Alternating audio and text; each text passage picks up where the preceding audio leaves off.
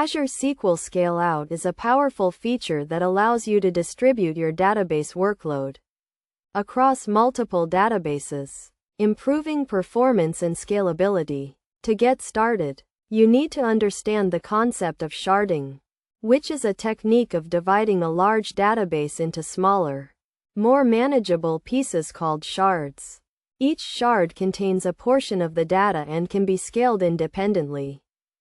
To use Azure SQL Scale-Out, you need to create a shard map, which is a database that manages the mapping between the shards and the data they contain. You can create a shard map using the Azure SQL Database Elastic Database Client library. The library provides a simple and efficient way to manage shards and route database requests to the correct shard. Once you have created the shard map, you can create shards and add them to the map. You can use the Azure portal or Azure SQL Database Management Studio to create and manage shards. When creating a shard, you need to specify the database name, server name, and credentials.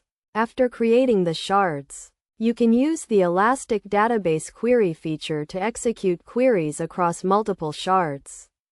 This feature allows you to write a single query that can execute across multiple databases, returning a unified result set. Best practices for using Azure SQL Scale-Out include monitoring the performance of your shards and adjusting the shard configuration as needed. You should also consider implementing data normalization and data replication to ensure data consistency across shards. In terms of security, you should use Azure Active Directory authentication and authorization to secure access to your shards. You should also use encryption to protect data in transit and at rest. In conclusion, Azure SQL Scale-Out is a powerful feature that can help you improve the performance and scalability of your database. By following these steps and best practices, you can create a scalable and secure database solution that meets the needs of your application.